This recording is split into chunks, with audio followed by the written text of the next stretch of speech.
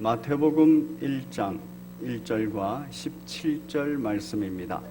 마태복음 1장 1절과 17절 말씀 함께 봉독하겠습니다. 시작. 아브라함과 다윗의 자손 예수 그리스도의 계보라. 17절입니다. 그런즉 모든 대수가 아브라함부터 다윗까지 14대요 다윗부터 바벨론으로 사로잡혀갈 때까지 14대요 바벨론으로 사로잡혀간 후부터 그리스도까지 14대더라. 아멘. 우리 제목 같이 읽겠습니다. 시작. 성탄 선물을 받은 사람들, 다윗과 아브라함의 자손들.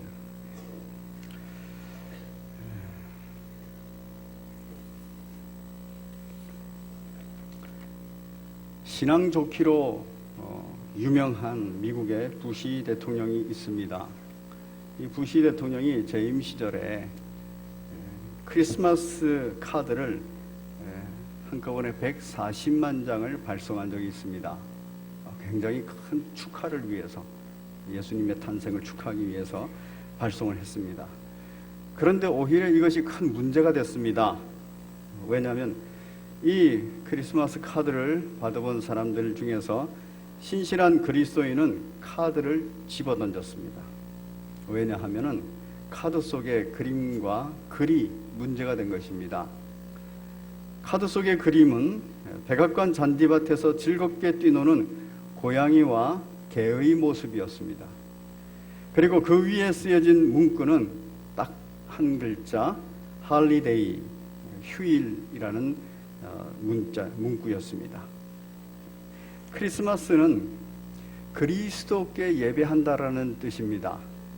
그래서 특별히 예수 그리스도를 기념하고 그에게 예배하는 그런 날입니다. 그런데 성탄 카드라고 보냈는데 그 성탄 카드에는 예수님은 전혀 없고 고양이와 개의 모습이 있고, 그리고 기념일이라는 그러한 메시지 하나도 없고 휴일이라는 개념으로 뒤바뀌어져 있었기 때문에 그렇습니다. 신실한 그리스도인이라고 알려진 부시 대통령이 이렇게 보냈을 때는 문화가, 당시에 미국의 문화가 다 그렇게 됐고 그렇게 인식하기 때문에 자기도 모르게 그렇게 했을 겁니다. 자연스럽게. 그러나 신실한 그리스도인들은 그렇게 카드를 집어던지고 문제제기를 한 것입니다. 몇 년 전에 영국에서 크리스마스라는 말을 바꾸자 이런 논의가 됐습니다. 뭐라고 바꾸냐 하면은 윈터벌로 바꾸자. 이 뜻은 뭐냐면 겨울을 의미하는 윈터의 윈터, 그리고 페스티벌을 의미하는 그 단어의 끝글자 벌, 그래서 윈터벌로 바꾸자 하는 말이었습니다. 영국은 우리가 알고 있는 스코틀랜드 장로교회가 발생한 지역입니다. 개혁주의 교회가, 성공회가 들어갔고 그 안에서 개혁주의 교회가 있었고, 그리고 장로교회가 태동을 했습니다. 그리고 영국에서 우리가 잘 알고 있는 핍박받는 장로교인들이 메이플라워 홀을 타고 미국으로 옮겨간 그러한 기독교 신앙의 뿌리가 깊은, 그리고 개혁교회의 뿌리가 깊은 그러한 나라입니다. 그런데 그 나라에서 이제 많은 사람들이 이름 바꾸자는 거예요. 크리스마스 말고 겨울 축제로, 윈터벌로 바꾸자, 그런 뜻입니다. 너무 세속적인 발상으로 믿음과는 전혀 다른 성탄절을 만들 뻔했습니다. 그런데 다행스럽게 이것이 무산이 됐습니다. 얼마 전 미국에서는 또 한 번 문제가 생겼습니다.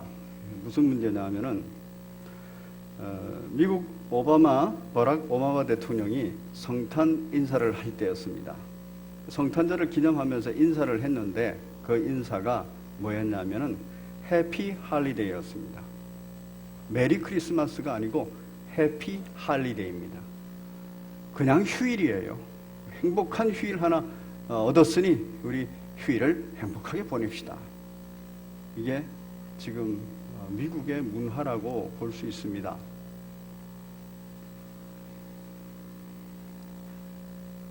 미국에서부터 유행해서 오늘날 우리 한국에까지도 계속 파고드는 말 하나가 있습니다. 뭐냐면은 성탄 할리데이는 가족과 함께. 성탄 할리데이에는 예배드리지 말고 가족들과 함께 보내는 시간으로 보내라. 그런 말이에요. 여러분, 이건 가족을 중요시 여기는 현대 사회에서의 굉장히 큰 달콤한 미끼입니다. 하나님께서도 성탄절날 와서 예배드리는 것보다 그 오래간만에 얻은 그 휴일을 가지고 가족들하고 행복하게 즐겁게 맛있는 거 먹으면서 보내는 걸 좋아하실 거야? 하나님이 좋아하실까요? 기뻐하실까요?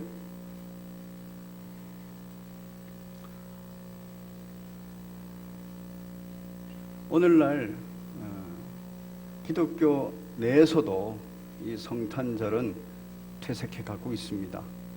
성탄절이 무슨 날이냐? 그거 모르는 거예요. 외국뿐만 아니라 우리나라도 이 영향하에 있습니다. 고등학생 377명을 대상으로 설문조사를 했습니다.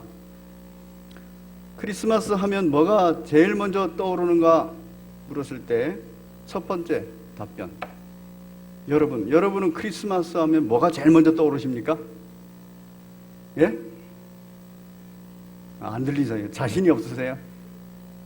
예수님. 예? 여러 가지가 떠오르시겠죠? 근데 자신이 없으신가 봐요. 산타클로스가 29.9% 떠오른다 그랬고, 크리스마스 추리가 13.4%. 우리들처럼 예수님이 떠오르는 사람은 7.2% 불과했다는 거예요. 이 다른 나라가 아니고 우리나라입니다. 성탄절 주인공 예수님은 어디로 간 것 없고, 이제 크리스마스, 성탄절을 빙자한 휴가, 또 산타, 그리고 파티, 이런 것만 남아 있습니다.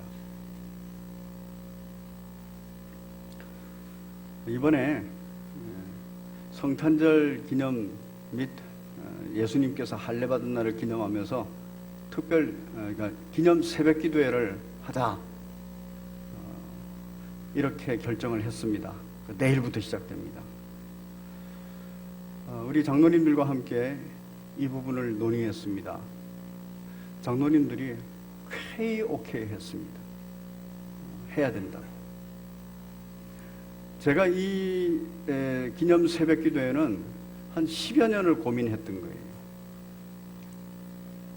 이때가 참 중요한 날인데 이 날을 우리가 기념하지 않고 가는구나, 그 생각이 들었어요. 그런데 10여 년 동안 왜 고민만 하다가 이제야 시작하는가 하면은 연말이 되면은 예배가 너무 많은 거예요. 목사에게는 참 부담이 됩니다. 막 몰려 있어요. 그리고 연말이 되면은 성도들도 세상 일로 굉장히 바쁩니다. 분주합니다. 그런 것을 고려해서 미루고 했어요. 그런데 안 되겠구나, 그 생각이 들었습니다. 이 시대를 다시 돌아볼 때 이거는 이 시대의 사명이다 생각해서 기념 새벽 기도를 할 생각을 했습니다. 그런데 참 감사하게도 우리 교회 중직들께서는 이것에 대해서 오케이 하고 좋은 것이다라고 그렇게 받았어요. 너무나도 감사했습니다. 지난주에 저희 교회에 미국에서 사역하다가 이제 한국에 와서 또 사역하시는 목사님 한 분이 왔어요. 그런데 바깥에 걸려있는 현수막을 읽어보고 이 성탄절 예배도 있고, 그리고 할례는 또 뭡니까? 얘기를 하더라고요. 그렇게 묻는 이유는 미국에서는 성탄절 예배를 안 드리기 때문에 그래요. 그래서 이분이 미국에서 목회하는 동안에도 성탄절 예배를 안 드린 겁니다. 그리고 한국에 목회를 하는 데에도 성탄절 예배를 안 드린대요. 그러니까 성도들이 좋아한대요. 본인도 이런 설교의 부담이나 예배의 부담이 들어서 훨씬 더 좋답니다. 그리고 주일 예배에 더 집중할 수 있다, 이런 얘기를 하더라고요. 그래서 제가 별 말을 하지 않았습니다. 제가 이렇게 하는 이유는 목사님께 얘기를 드렸는데, 이렇게 하는 이유는 오늘날 인터넷에도 성탄절이 태양신을 숭배하는 자들이 시작한 것이다, 이따위 얘기가 있고, 그리고 성탄절에는 또 휴일이라는 개념도 있고, 이래서는 안 되겠다 싶어서 더 예배뿐만 아니라 기념 새벽 기도를 하게 됐다, 그 얘기는 제가 했어요. 여러분, 기념 새벽 기도를 한다 이러면 여러분들은 가장 먼저 드는 생각이 와 기쁘다 이 생각이 드세요? 아니면 부담된다 이 생각이 드세요? 아니면은 해봐도 내가 안 올 거니까 나는 신경 안 써, 이런 생각이 드십니까? 우리 예배 드려야 돼요. 우리가 기독교 내에서 잘 알고 있는 작가 한 사람이 있습니다. 그 작가가 C.S. 루이스라는 작가인데, 그가 쓴 최근의 책 중에서 베스트셀러, 세계적인 베스트셀러가 된 책이 있습니다. 뭐냐면 나니아 연대기입니다. 아마 읽어보신 분들도 계실 텐데, 이 C.S. 루이스가 쓴 나니아 연대기는 예수 그리스도의 나라, 예수 그리스도의 구원, 이것을 정확하게 비유적으로 표현한 소설이라고 이미 알려져 있습니다. 그 책에 보면 마녀가 등장하는데, 이 마녀가 다스리는 겨울 왕국이 있습니다. 이 겨울 왕국은 아주 어둡고 잔인한 왕국으로 그려지고 있습니다. 그런데 그 겨울 왕국에는 성탄절이 없어요. 나니아 연대기에서 C.S. 루이스가 말하고 싶은 것은 겨울이 어둡고 춥고 그리고 잔인하다, 이걸 말하고 싶은 게 아니에요. 왜 겨울이 어둡고 춥고 잔인하게 되느냐? 성탄절이 없기 때문이라고 말하고 싶은 겁니다. 성탄절이 없는 겨울은 춥고 어둡고 잔인합니다. 그러나 온 세상의 빛으로 오신 예수 그리스도를 기념하는, 온 세상에게 구원과 그리고 죄로부터의 자유를 선포한 그 선물을 주시는 예수 그리스도, 그분을 기념하는 예배가 있고 그 날이 있고, 그 날에 따라서 우리가 하는 것처럼 사랑 나눔을 시행할 때 작지만은 바로 그 겨울은 따뜻합니다. 그 겨울은 잔인하지 않습니다. 그 겨울은 어둡지 않습니다.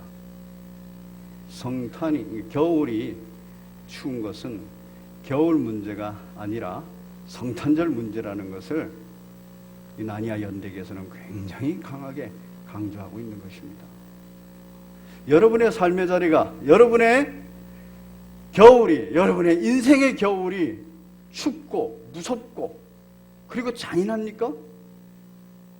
그러면 예수 그리스도를 기억하십시오. 예수 그리스도를 기념하십시오. 예수 그리스도께서 우리에게 선물로 오셔서 나에게 주신 선물이 뭔가, 그걸 다시 한 번 더 묵상하고 기념할 때 우리 인생의 겨울은, 우리의 삶의 자리의 겨울은 밝고 따뜻하고 그리고 행복할 줄로 믿습니다. 이를 위해서 우리가 얼마나 우리 자신의 삶들을 돌아보면서 쳐서 복종시켜야 되는지요. 오늘 제목은 성탄 선물입니다. 여러분, 오늘날 성탄 선물이 카드도 사라지고 선물도 많이 사라진 거 아시죠? 저희 어릴 때만 해도 성탄절이 되면은 선물 교환, 이것이 공식적으로 어느 모임이든지 있었어요. 그런데 이 선물 교환이 이제 없어졌어요. 왜냐하면 바쁘기도 바쁘고 무슨 선물을 얼마짜리를 어떻게 해야 될지 너무 고민되니까 없는 것이 편한 거예요. 안 주고 안 받는 것이 편한 겁니다. 이 편리라는 미끼가 예수 그리스도의 의미를, 오신 의미를 다 사라지게 만들었습니다. 선물을 주고받을 때에는 어떤 의미로 받는 것이냐면, 우리 예수님께서 내게 선물로 오셨습니다. 우리 선물 대신 예수님을 당신에게 드립니다. 우리 예수님께서 내게 선물로 오셔서 구원과 해방이라는 선물을 주셨습니다. 이 구원과 해방이라는 선물을 당신에게 드립니다. 우리 모두 나눕니다. 이런 의미였어요. 그러다가 이것이 상업적인 상술로 넘어가면서 다 퇴색하게 돼버리고 지금은 예수님의 선물로 오심, 그리고 그 선물을 나눔, 예수님께서 우리에게 선물로 주신 구원, 그리고 죄로부터의 해방, 이 모든 것들을 나누는 것 자체가 없어져 버린 겁니다. 참 마귀의 계략은 놀랍습니다. 무섭습니다. 여러분, 선물 이러면 기쁜 거 아닙니까? 그렇죠? 참 기쁜 겁니다. 그런데 참 안타깝고 슬픈 선물 얘기가 있습니다. 우리가 잘 알고 있는 오헬리라는 작가의 크리스마스 선물이라는 책입니다. 이 소설은, 이 단편 소설은 내용이 이렇습니다. 아주 가난한 부부가 있었습니다. 그런데 이들 부부는 가난과 상관없이 굉장히 사랑하는 부부였어요. 짐과 델라라는 부부입니다. 그들은 가난하지만 짐은 할아버지 때부터 물려받은 시계가 큰 자랑거리였어요. 델라는 길고 아름다운 자신의 갈색 머리가 참 자랑거리였어요. 그래서 그것이 또 기쁨이 되었고 서로 간에 칭찬의 내용이 됐습니다. 어느 해 크리스마스 날 델라는 남편에게 크리스마스 선물을 하려고 마음을 먹었습니다. 사람들에게 구두쇠라는 그러한 비난을 받으면서도 아껴 모은 돈이 있습니다. 그런데 펼쳐보니 고작 $1 87센트에 지나지 않았습니다. 이 돈으로 도저히 짐에게 근사한 선물을 살 수가 없었습니다. 고민 끝에 델라는 짐의 시계와 어울리는 품위 있는 시계줄 하나를 발견했습니다. 그리고 그 시계줄을 짐에게 크리스마스 선물로 주기로 결정하고 자신의 길고 아름답고 참 기쁨이 되고 자랑이 됐던 길고 고운 머리를 잘라서, 머리카락을 잘라서 $20에 팔았습니다. 그 돈으로 시계줄을 샀습니다. 얼마나 기뻤을까요? 사랑하는 남편에게 선물 줄 생각을 하니까. 그렇게 시계줄을 짐에게 선물을 했는데 짐은 델라에게 주려고 자신의 시계를 팔아버렸습니다. 그리고 최고급 머리빗 세트를 주었습니다. 참 아이러니하죠? 참 슬픈 선물 얘기입니다. 그런데 오헬리는 이걸 슬픈 선물 얘기로 끝내지 않습니다. 두 사람의 아주 애절한 사랑 얘기로 마무리를 합니다. 오헬리는 이를 통하여서 그리스도인들에게 이 말을 합니다. 하나님으로부터 기쁜 선물을 우리가 받았다. 그런데 나는 하나님에게 어떤 선물을 주는가?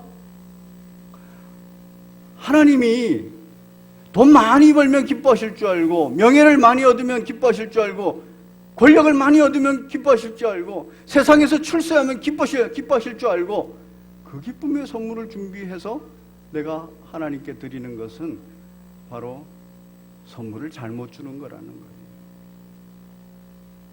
하나님께서는 내게 선물을 줬는데, 구원이라는 선물과 해방이라는 선물을 줬는데, 나는 하나님에게 뭐라 그래요? 하나님, 저 구원 필요 없어요. 죄로부터 해방 필요 없어요.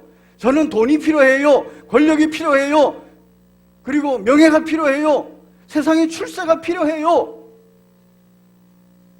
그런 상태가 돼버린다는 거예요. 그럴 때 이 선물 교환은 참 슬픈 선물 교환입니다. 그런데 오헬리가 그려내고 싶은 건 뭡니까? 그 마음입니다. 하나님께서 나를 사랑하는 마음, 이 마음으로 바로 따뜻해진다는 거예요. 부부간에도, 우리 이웃간에도 우리는 선물을 준비해서 주지만 상대방이 필요 없는 거, 때로는 받기 싫은 거, 이런 걸 선물로 줄 때가 있어요. 그때 상대방은 정말 필요 없다고 말합니다. 또 그 상대방이 나에게 선물을 줬는데 정말 필요 없는 거, 안 받고 싶은 거, 이런 것들을 줄 때가 있어요. 예수 그리스도 없이는 이 선물 교환은 슬픈 선물 교환이 되어버립니다. 예수 그리스도가 그 안에 있으면 이 선물 교환은 아름다운 애절한 마음이 오고 가는 선물 교환이 되어버립니다. 우리 예수님께서 성탄 선물을 주셨습니다. 그런데 오늘 마태복음 1장 1절부터 17절까지에는 성탄 선물을 받은 사람들의 이름이 쭉 기록이 되어 있어요. 이전 성경에는 아브라함과 다윗의 자손 예수 그리스도의 세계라 이렇게 번역이 됐습니다. 그래서 그 세계라는 그 단어를 족보다 이렇게 번역도 하고, 그리고 계보다 이렇게 번역도 했습니다.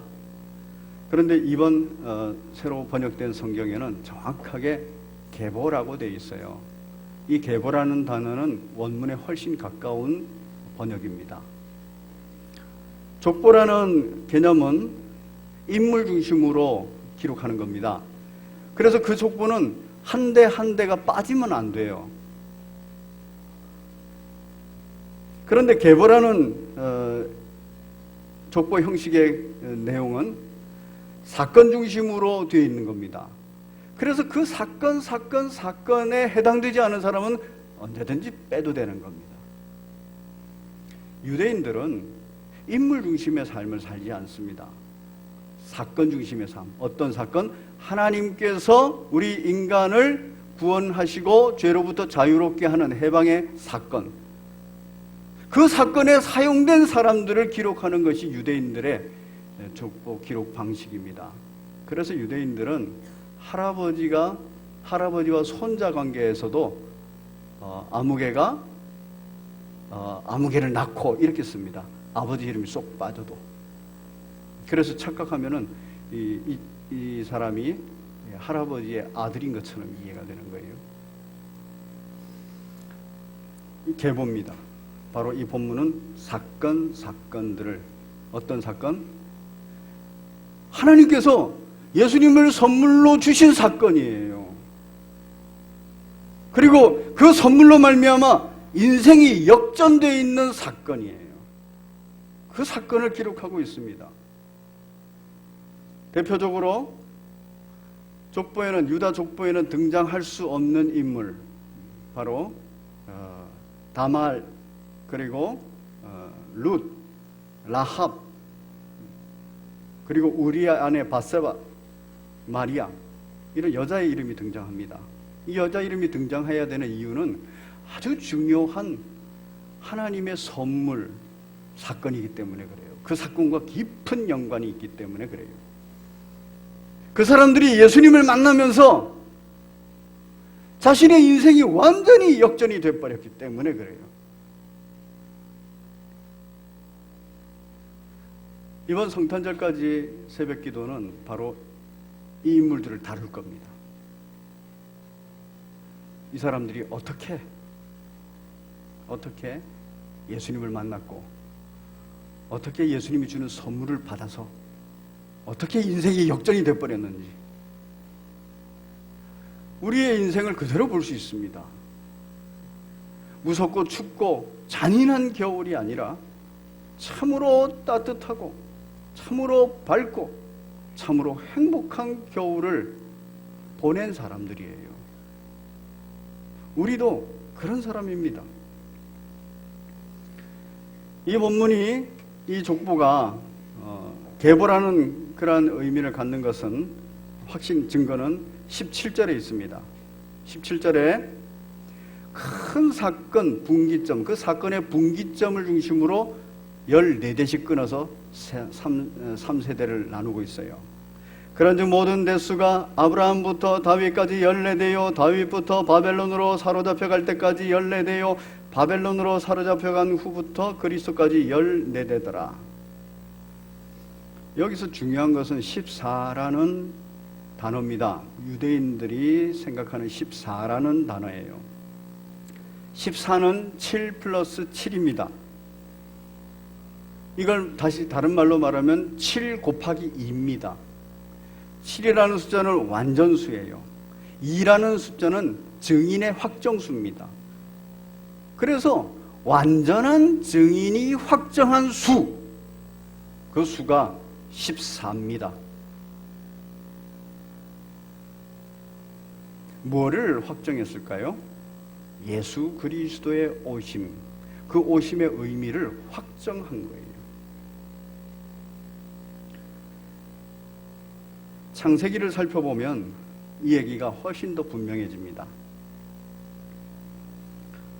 야곱이 두 아내를 위해서 일한 연수가 있습니다. 라헬을 위해서 일을 했어요. 그런데 레아를 줬기 때문에 7년 일하고, 그 다음 또다시 라헬을 얻기 위해서 7년을 일합니다. 이 기간은 무보수의 일입니다. 무보수란 얘기는 노예로 살았다는 얘기입니다. 레아와 라헬이 보수가 아니에요.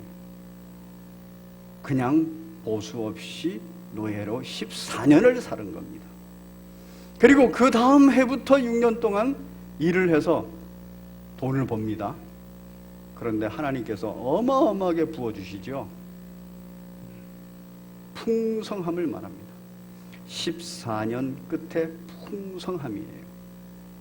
14년 끝에 그 풍성함은 재물도 풍성하고 자손도 풍성한 겁니다. 두 번째 사건이 있습니다. 요셉이 꿈을 꿨습니다. 그 꿈을 해석해 줍니다. 바로에게 7년간 흉년이 올 거고, 풍년이 올 거고, 그 7년 풍년 동안에 곡식을 잘 비축해 두면 7년간 흉년이 올 겁니다. 그때 그 곡식을 나누어 주십시오. 7년 14년이에요. 아니나 다를까 정말 7년간의 흉년이 오고 7년간의 풍년이 왔습니다. 그럼 이 14년의 끝이 뭔가요? 이 풍년, 비축했던 흉년 기간에 비축했던 이 양식으로 말미암아서 요셉의 가족들이 애굽으로 들어왔을 뿐만 아니라 주변의 모든 국가들이 양식을 구한 거예요. 그 양식을 구하러 애굽에 와서 머리 숙이고 무릎 꿇고 조아린 겁니다. 통치의 영역이 확실히 확대돼 버린 겁니다. 양식이라는 것은 현대에도 그렇습니다. 현대 문명이 이렇게 발전을 해도 양식은 무기 중에 최고의 무기라 그럽니다.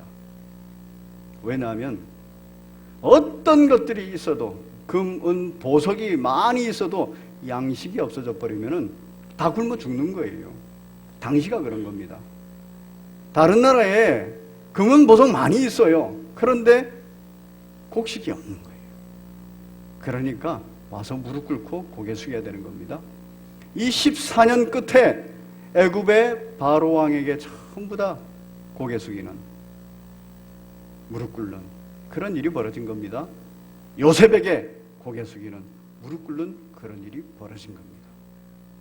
하나님의 통치 방식에 고개 숙이고 무릎 꿇는 일이 벌어진 겁니다. 풍성함입니다. 이 14년의 극치는 이로부터 430년 흐른 후에 확실한 증거를 보여줍니다. 400년 동안 노예 생활을 합니다. 그리고 출애굽할 때가 됐습니다. 그리고 마지막 10번째 재앙 유월절 사건이 일어납니다. 그 유월절 사건이 일어남으로 말미암아 죄로부터 자유를 얻게 돼요. 바로 노예 생활로부터 구원을 얻게 됩니다. 그런데 그날이 며칠인지 아십니까? 14일입니다. 유대인들에게 이 14라는 숫자는 바로 구원의 숫자요, 바로 죄로부터의 해방의 숫자입니다. 이 족보에 14라는 단어를 아주 중요시 여겨요. 그리고 이 14가 어디에서 정말 빛난 하나님의 나라로 왕국으로 등장했냐면 다윗 왕국입니다. 그런데 다윗이라는 이름은 제가 여러 번 설교를 했었는데 그 알파벳이 14를 의미하는 거예요. 다윗이라는 이름은 14입니다. 오늘 본문에서 다윗의 자손 예수 그리스도의 계보라 그러면 14 끝에 예수님이 있다는 거예요. 그때부터는 뭡니까? 풍요로움입니다. 풍성함입니다. 구원받은 자들의 모임이요, 또한 자유인, 참 자유인의 모임. 그래서 그 자유인의 이름을 그리스도인이라고 합니다. 그들의 모임이 이루어진 곳이에요. 그런데 그곳을 누가 다스립니까? 14라는 숫자, 다윗의 이름을 가진 숫자, 왕으로 상징되어 있는 숫자, 예수 그리스도, 오직 예수 그리스도, 왕 대신 예수 그리스도께서 다스리시는 날에 그 14의 완성이요 성취라는 의미입니다. 예수님이 오셨다는 것은, 그 14 끝에 오셨다는 것은 바로 우리들에게 얼마나 큰 선물인지 모릅니다. 얼마나 큰 감사요 기쁨인지 모릅니다. 이 예언은 우리가 타락한 그 순간부터 오랫동안 하나님께서 계획하시고 참으로 때로는 비밀스럽게, 때로는 공개적으로, 때로는 상징적으로 눈에 보이게끔 다 설명해 주신 숫자입니다. 다윗의 자손 예수 그리스도. 또 등장하는 아브라함이 있습니다. 아브라함의 자손 예수 그리스도. 아브라함부터 시작해서 이제 그 14의 끝에 예수 그리스도가 계시면서 믿음의 조상 아브라함, 이건 전 인류를 말하지요. 전 인류 가운데 구원받은 자를 말합니다. 마태복음 오늘 본문은 우리 하나님께서 얼마나 우리의 구원 사역을 위해서 준비해 놓으셨는지 그것을 이 마태복음에서 아주 정확하게 계시를 하고 있습니다. 이 14의 완성입니다. 야곱에게 있어서 14는 완성은 풍성이었고 요셉에게 있어서도 14의 완성은 풍성입니다. 그리고 6월절의 14는 바로 구원과 그리고 자유입니다. 구원과 심판입니다. 우리 예수님께서 오셔서 그 일을 성취하시는 거예요. 우리는, 저와 여러분은 그 선물을 받은 복된 분인 줄 믿으시기 바랍니다. 이 일을 기념해야 돼요. 이 일을 기념하지 않고는 우리가 이 겨울을 따뜻하게, 밝게, 행복하게 보낼 수가 없어요. 사단은 이 날을 자꾸 제거하려고 합니다. 실질적으로 수많은 기독교 국가는 이 날이 제거됐습니다. 우리들도, 우리 한국교회도 예외가 아닙니다. 그러나 그때 우리 성신교회 모든 교우들은 이 날을 더 붙들어야 된다. 이 날만이 우리의 자리다. 기억하시고 예수 그리스도의 탄생일을 기념하시고 그 의미도 기념하시고 또 예수 그리스도의 할례일을 기념하시고 그 의미도 기념하시면서 2019년 한 해를 돌아보고 2020년 한 해를 바라다보는 복된 여러분의 시간을 가지시기 바랍니다. 우리 함께 찬송가 예수가 함께 계시니 325장입니다. 준비하신 예물 하나님 앞에 드립니다.